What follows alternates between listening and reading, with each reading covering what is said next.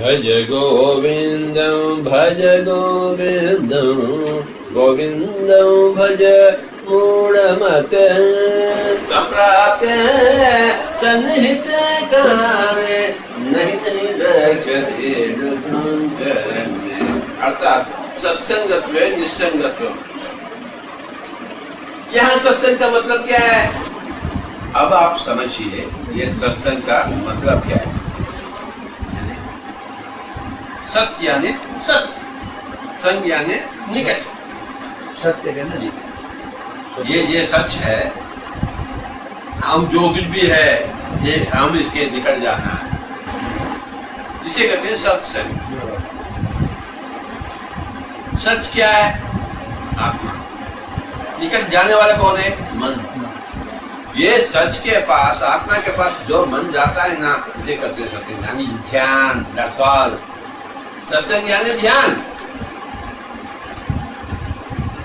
करना पड़ेगा सभी लोगों का। प्रवचन सुने हम सत्संग कर खोपड़ी खराब हो गया तेरा। आलू को टमाटर करता है आलू को टमाटर बोल देता है। आलू टमाटर बोल रहा है, खोपड़ी खराब हो गया। ध्यान ही सत्संग है। हम ध्यान में क्या करते हैं? हम सच के निकट जा रहे हैं। सत्संगत्वे निस्संगत्व यानी ध्यान करने से ही आपको निस्संग हो जाते हैं। निस्संग यानी दूर। कहां से दूर हो जाते हैं? असत से, अज्ञान से। असच क्या है? मैं शरीर हूं, ये जो समझ रहे हैं ना वो असच है, क्योंकि आप शरीर नहीं है। मैं पिता हूँ, मैं माता हूँ, मैं बच्चा हूँ, बच्ची हूँ, जो समझ रहे ना, क्योंकि वो तो ड्रामा है। सब तो आप आत्मा, आप शरीर नहीं, आप आत्मा। हम अपने आप को शरीर समझ, तो ये वहां शरीर से निस्संग पाते हैं आप। यानी जो आप नहीं है उधर वहां से निस्संग पाते हैं। जैसे आप सत से संगता पाते हैं, ये नहीं करेंगे तो वो नहीं होने वाला।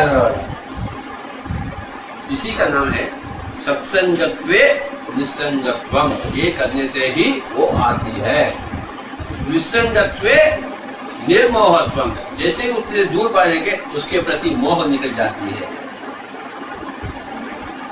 जिसने उसके निर्मोहत्वे निश्चल, जिसका असच के प्रति मोह निकल जाती है, उतना ही आपका चंचल मन निश्चंचल हो जाता है और निश्चल चित्ते जीवन भोगे।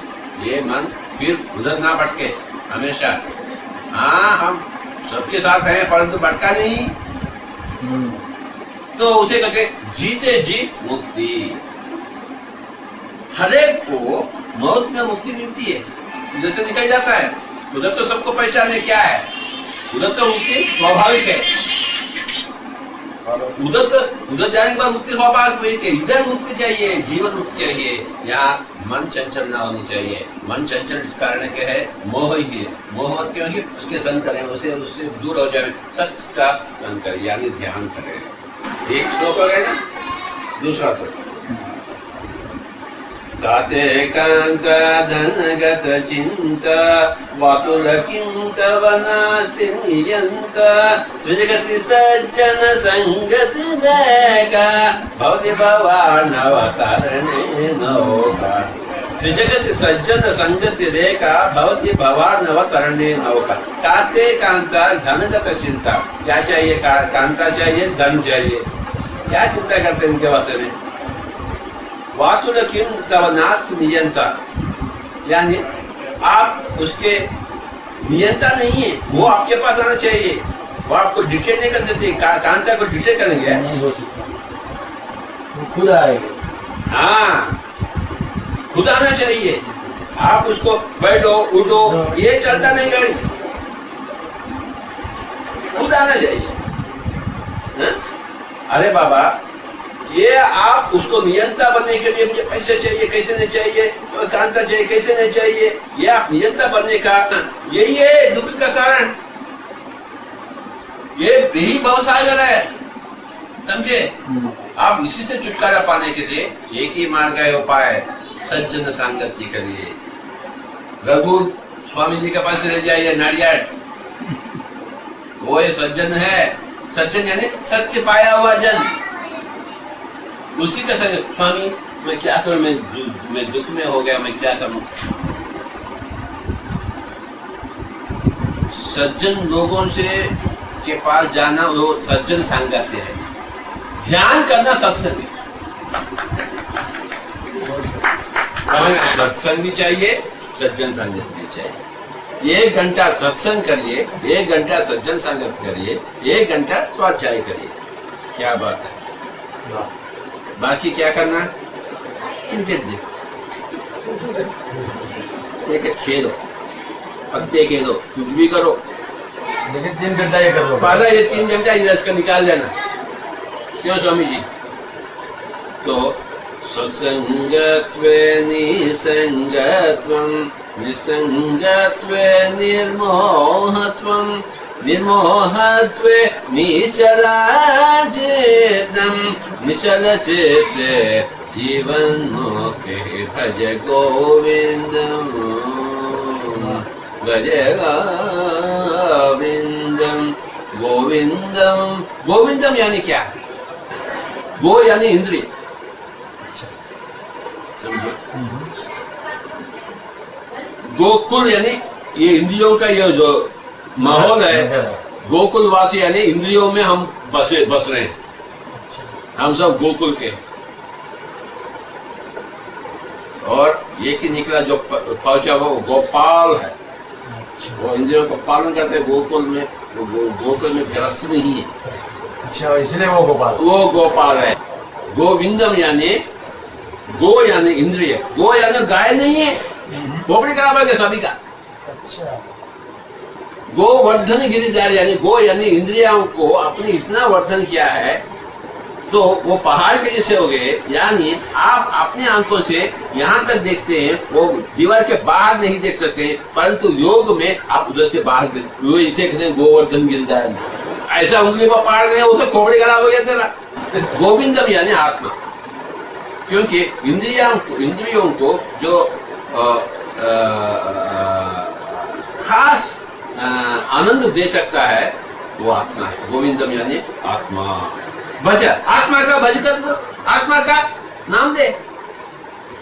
मूढ़ मते, ये बेकार मन, मूढ़ मते, मन क्या करते हमेशा बाहर जाती है, उधर मुझे चाहिए आनंद, इधर चाहिए, उधर नहीं रहे बेटा, इधर रहे रे। तो गोविंदम भज, अंदर जा रहा है। गोविंदम यानी कृष्ण नहीं, गोविंदम यानी आत्मा। गो यानी इंद्रिय, आत्मा को भज कर, भजन कर। हाँ, उसका तरीका क्या है वो भी बताया। प्राणायामं प्रत्याहारं नित्य विवेक विचारम। प्राणायाम कर रहे बेटा, रे कोपड़ी गड़ा भैया, सांसों के साथ रहना। फिर क्या हो जाता? प्रत्याहारम यानी अंदर से ऊर्जा खींचेंगे आप। बाहर से लड्डू यहाँ से खा रहे, यहाँ से लड्डू का, यहाँ से ऊर्जा ले, ये है प्रत्याहार ब्रह्मरंध्र से। समझे? ये नवरंध्र पूरे देही, ये देह नहीं, ये दशमरंध्र है, उधर से ऊर्जा खींचो, उसे कहते प्रत्याहार।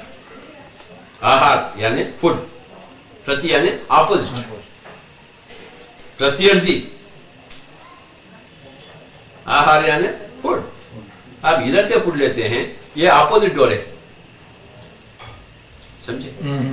इधर से फूड लेते हैं। जैसे आप प्राणायाम करते हैं, इधर से फूड मिलती है, तब आपको नित्य और अनिश्चित साफ नजर आता है कि आत्मा नित्य है, कि आप नित्य है, ये सब अनित्य है। हो गया ना?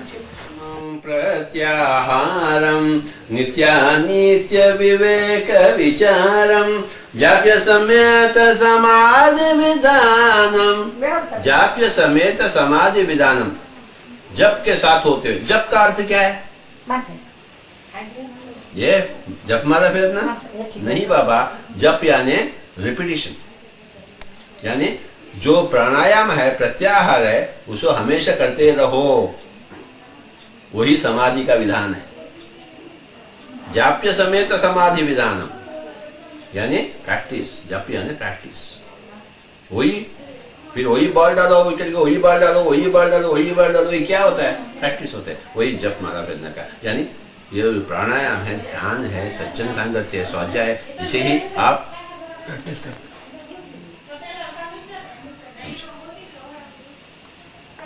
हर रोज करते जाना, ये समाधि विधान। दिनमपि रजनी सायं प्रातः शिशिर वसंतो पुनरायातः कालः क्रीडति गच्छत्यायुः तदपि न मुञ्चत्याशा वायुः। दिनमपि रजनी, रजनी यानी रात्रि। दिन ढल रहा है, रात ढल रही है, फिर दिन आ रहा है, सायं प्रातः, सायंकाल जा रहा है, प्रातः सुबह आ रहा है, ये सुबह जा रहा है, फिर सायंकाल। दिनमपि रजनी सायं प्रातः शिशिर वसंतो, शिशिर ऋतु आ रहा है, फिर वसंत रहता है, फिर शिशिर ऋतु। काल काल तो चले जा रहा, फिर भी आपके पास मोह माया नहीं मिटी, कोबड़ी करा गया। दिनमपि रजनी सायं प्रातः शिशिर वसंतो पुनरायातः कालः क्रीडति गच्छत्यायुः। आयु तो घट रही, फिर भी कुछ भी नहीं कर रहे। चलो भज गोविंदम, ध्यान करो। गोकुलवासी गोविंद नगर में जाना, गोकुल नगर वासी नहीं रहना, इंद्रियों के नहीं रहना चाहिए, आत्मा के रहना। तरीका क्या है? प्राणायाम। सब कुछ सांस से शुरुआत। सांस ही आपका गुरु है, उस गुरु का चरण दास बनो, गुरु का यानी सांस का। गुरु चरणाम्बुज निर्भर भक्तम संसाराद चिराद भव मुक्त। संसार से हट जाइए। संसार क्या है? मैं और मेरा। कहाँ तू है, कहाँ तेरा है? कस्त्वं को हम कुता आयाता है, कामे जननी कोमे ताता है। इति परिभावय सर्वमसारम विश्वम त्यक्त्वा स्वप्न विचय। ये तो एक स्वप्न है। कस्त्वं को हम कुत आयातः कामे जननी कोमे तातः। कस्त्वं, आप कौन है? को हम, मैं कौन हूं? कामे जननी, कौन मेरा मदर? ये मदर है जिसके घर में मैं आया हूं। वो मुझे जन्म नहीं, मैं उसके घर में मैं घुसा, वो क्या जन्म देगी मुझे? को में ताता, कौन है मेरा पिता? कस्त्वं कोहम कामे जननी को में ताता इति परिभावय सर्वम असारम। ये सब ये जो रिश्ते है ना, ये असार से निकला हो गया। समझे? आत्मा खास है, रिश्ता बकवास है। कहीं का रिश्ता, कहाँ का रिश्ता? खोपड़ी खराब हो गया तेरा। ये रिश्ते समझते हुए आप दुख में हैं, भवसागर में, रिश्ते को दूर कर आत्मा को पहचान। भगवत गीता किंचित अधीता गंगाजल लव कणिका पीता सकृदपि येन मुरारि समर्चा क्रीते तस्य यमेन न चर्चा। इसका मतलब क्या है जानते हैं आप? अरे कोई भी कुछ भी नहीं जानता है जब तक मैं नहीं बताऊं, भला आप कैसे जाने? भगवत गीता किंचित अधीता, यानी भगवत गीता को थोड़ा बहुत पढ़िए आप, किंचित, ज्यादा भी नहीं, क्योंकि वही बात बार बार दोहराया गया है 100 बार। तो 100 में से एक बार वही बात दोहराया गया होता, तो एक थोड़ा पढ़ो तो ही हर जगह वही है। भगवत गीता किंचित अधीता गंगा जल लव कणिका पीता। गंगा जल का एक बूंद पिए। कौन सा गंगा जल? उधर का, उत्तर भारत का, गोदावरी नहीं, कृष्णा नहीं, कोबड़े का हो गया। जब आप ध्यान करते हैं, यहाँ अमृत बिंदु आते हैं, वो कॉस्मिक एनर्जी का क्रिस्टलाइज होता है, उसका एक बिंदु पिए, यानी ध्यान उतना तो भी करिए। अच्छा, ये है। और सकृत भी ये ना मुरारी समर्चा, मुरारी यानी एनी एनलाइटेड मास्टर, उससे थोड़ा तो भी चर्चा करिए ना, एनी एनलाइटेड मास्टर से। तब क्या होता, यानी थोड़ा बहुत पढ़ाई करे, स्वाध्याय, थोड़ा बहुत ध्यान करो, गंगा जल लवकरण में ध्यान करना, और सकृत पिए न मुरारी समाचार, यानी थोड़ा सज्जन सांगत्य करो। अगर ये 3 करेंगे, क्रियते तस्य, जो ऐसा करता है, यमेन न चर्चा, जब आप उधर जाते हैं तो उधर चर्चा नहीं होते, तो क्या किया क्या नहीं किया, अरे तू सब कुछ किया ना, नहीं किया तो क्या किया, तो चर्चा होते हैं, तो क्या किया बेटा, भगवत गीता पढ़ा नहीं पढ़ा, ध्यान किया नहीं किया, तो क्या करा, तो चलो भाई इसको फिर थोड़ा फिर बुकिंग करो, फिर अब दूसरा गर्भ में, वो उधर एक बच्चा बच्ची थोड़ा प्रेम में है, उसको थोड़ा गर्भ होने वाला है, उसको रिजर्वेशन करो, वो रिजर्वेशन। अच्छा स्वामी जी जाऊंगा, ये बार स्वाध्याय करना, 1 घंटा ध्यान करना, 1 घंटा सज्जन सांगत्य करना, 1 घंटा सत्संग, 1 घंटा स्वाध्याय, 1 घंटा सज्जन, हाँ ठीक है ना?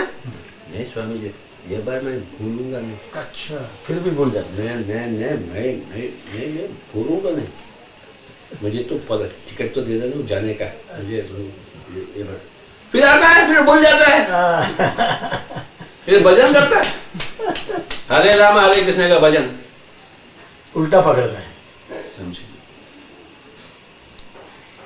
मंदिर का चक्र करता है, फिर जाता है, क्या किया,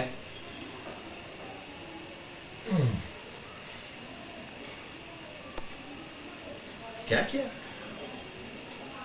चर्चाएं होते हैं उधर जाते, यमेन क्रियते, जो भगवत गीता थोड़ा तो भी पढ़ता है, थोड़ा तो भी ध्यान करता है, ध्यान गंगा पी लिया है, थोड़ा तो भी चर्चा किया है, दूसरों से सीखा है, तो जब जाते हैं तो बिल्कुल उधर चर्चाएं नहीं होती। क्रियते तस्य यमेन ना चर्चा, जो ये 3 करता है उधर जाता है तो उसके चर्चा नहीं होती। चलो बोलो, चलो सीधा, ठीक है, सीधा जहां जाना का जाना है, नहीं तो जहां भी नहीं जाए फिर वहां लौट के आने का। पुनरपि जननम पुनरपि मरणम पुनरपि जननी जठरे शयनम, फिर आके यह संसारे बहु दुस्तारे मुरारे, क्या बोलते, क्या बोलता, वो क्या करेगा, तुझे तो कुछ करने का है,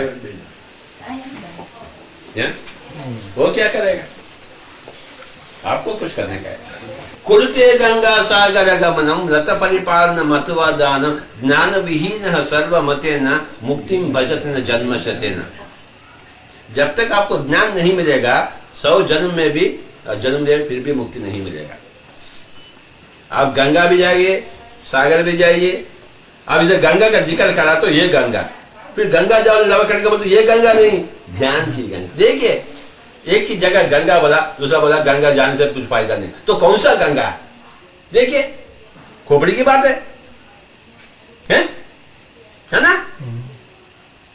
किसी के पास खोपड़ी है नहीं, जहां की भगवत गीता हो, भज गोविंद हो, ये खोपड़ी वाला बात। जिसके पास खोपड़ी नहीं हो समझ में नहीं आता। खोपड़ी कहां से आता है? ध्यान करने से जब तीसरी आंख पड़ जाती है, तीसरी आंख से जांच करके जो कुछ पाते हैं उसे करते हैं खोपड़ी। दिव्य चक्षु द्वारा जो ज्ञान चक्षु विकसित हुई, उस ज्ञान चक्षु को हम खोपड़ी करते हैं।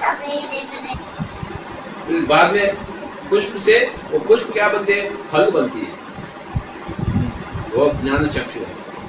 वो जो फल है वो है खोपड़ी। 4 तरह के चक्षु, पहला चक्षु है चर्म चक्षु, दूसरा चक्षु है मनोचक्षु। समझो। अब आप आंखें बंद कर अपना माता को ला सकते हैं, देख सकते हैं? मनोचक्षु। मेरे माता को देख सकते हैं क्या? मेरे माता को देख सकते हैं। मेरे माता को देख सकते हैं क्या? देखा हो तो देख सकते हैं। हाँ, नहीं तो हाँ, यानी जो कुछ आपके शरीर में अनुभव पाए हैं उसको आप मन में ला सकते हैं। मैं आपका माता को नहीं देख सकता, पर मेरे माता को मैं आंखें बंद कर के मेरे सामने आ गई। ये है मनोचक्षु। चर्मचक्षु, मनोचक्षु, फिर दिव्य चक्षु, दिव्य चक्षु, यानी ऋषि को थर्ड आई करते हैं, क्योंकि ये थर्ड है इसलिए थर्ड आई करते हैं। अच्छा 1 2 3 समझे? दिव्य चक्षु यानी आत्म चक्षु। ओके, ये तीसरे अंक को देते तो वो सब कुछ देखते हैं, वो आत्म चक्षु। और चौथा चक्षु है ज्ञान चक्षु, यानी आत्मा के अनुसार जो कुछ आप सीखे हैं देखे हैं वो ज्ञान है आत्मा के होते हुए। वो सब पढ़ा बड़ा वो नहीं, इसे ज्ञान नहीं कहते। आत्मा के अनुसार जो कुछ पाते हैं उसे ज्ञान कहते हैं। जब वो चक्षु विकसित हो, ज्ञान चक्षु विकसित। अब ये दिव्य चक्षु के लिए क्या करना चाहिए? आपके पहला चर्म चक्षु बंद करनी चाहिए, पहला ये देखना बंद करो, फिर बाद में मनो चक्षु भी बंद करो। दोनों बंद करना पड़ेगा, समझे? तभी तो अब तीसरे के बाद बंद जाते हैं। समझ में आप? हम तो सब खुले रखते हैं, हाँ। 3 समझे? तो पहला इसे बंद करें, फिर बाद में मन को कल्लास करें। वहां माँ नहीं आना, पिता नहीं, कोई भी नहीं आना, मनो ये बंद करते हैं, मनोचक्षु विकसित हो जाती है। समझे? बस उसको समाप्त करना है प्राणायाम के द्वारा, तब दिव्य चक्षु। एक सीढ़ी 2 सीढ़ी पार तो तीसरा सीढ़ी नहीं आएगी, एक सीढ़ी दूसरा सीढ़ी पार नहीं कर तो तीसरा सीढ़ी थोड़ी आएगी। पहले 2 पार करने पड़ेगी, और तीसरी सीढ़ी पार करें तो चौथा सीढ़ी नहीं आएगी। बहुत आपका तीसरी अंक का आपका कार्यक्रम हो गए तो उसके चौथा में नहीं पहुंचेंगे। बस वो ज्ञान चक्षु। बोलो, पहला चक्षु क्या है? चर्म चक्षु, दूसरा मनोचक्षु, तीसरा दिव्य चक्षु, चौथा ज्ञान चक्षु। हाँ, एक ही झटके में चर्म चक्षु को बंद कर सकते हैं, एक ही झटके में मनोचक्षु को बंद कर सकते हैं क्या? थोड़ा टाइम लगता है इसमें, वो नहीं होती। 40 दिन का अभ्यास चाहिए। 40 दिन में हो जाएगा, किसी का भी हो जाएगा, पक्का किसी का भी हो जाएगा। अच्छा, अगर उसके पास श्रद्धा हो तो। वो बहुत गिनना दिन का हो या वो गिनता नहीं, उसमें हो नहीं आता। देखिए, ये कुछ नहीं करता, 40 दिन हो गया, अब 20 दिन में क्या हुआ, अब कुछ नहीं हुआ। गिनती में ज्यादा रस। हाँ, देखिए, गिनती में रस नहीं लेना, श्रद्धा पूर्वक। क्यों? श्रद्धावान लभते ज्ञानम। जिसके पास श्रद्धा हो, ज्ञान कैसे ना हो? जिसके पास श्रद्धा नहीं हो, ज्ञान कैसे हो? श्रद्धा की जरूरत है। भज गोविंदम भज गोविंदम, गोविंदम भज मूढ़मते, संप्राप्ते सन्निहित काले, नहीं नहीं रक्षते करणे, भज गोविंदम।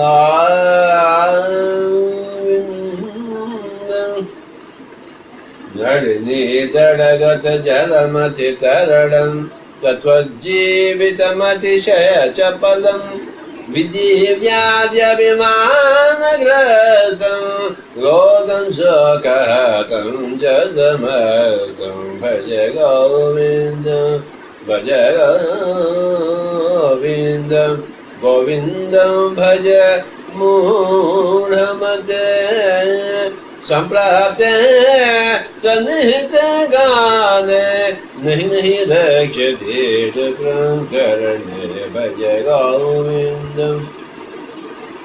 मूढ़जहि धनागम तृष्णां, कुरु सद्बुद्धिं मनसि वितृष्णां, जलभसे निज कर्मोपातं, वितमुतेन विनोदय चेतं, भज गो। यावत् पवनो निवसति देहे, तावत् पृच्छति कुशलं गेहे, गतवति वायौ देहापाये, भार्याभिभ्यते तस्मिन् काले, भज गोविन्दम्। महाकुरु धन जन यौवन गर्वं, हरति निमेषत काल सर्वं, मायामयमिदमखिलं भूत्वा ब्रह्मपदं त्वं प्रविश विधि भज गो पुनरपि जननं पुनरपि मरणं पुनरपि जननी जडरहंसेनं यह संसार बहुदूतार कृपया पर पाहि मुरार भज गोविंद भज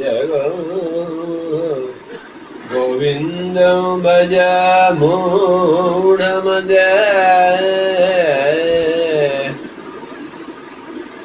सत्संगत्वे निसंगत्वं निसंगत्वे निर्मोहत्वं निर्मोहत्वे निश्चलचित्तं निश्चलचित्त जीवन्मुक्तिः भज गोविन्द भज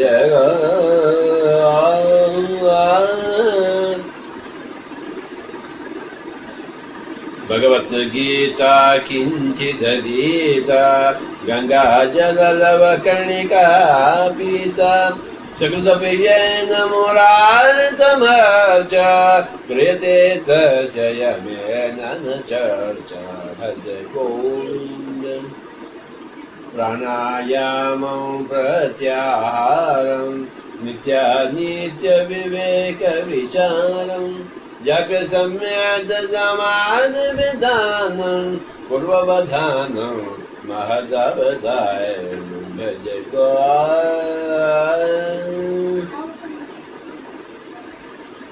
गुरुचरणाम्बुज निर्भर भक्तः संसारात् चिरात् भवमुक्तः सेन्द्रियमानस नियमादेवं रक्षसि निज हृदय देवं भज गो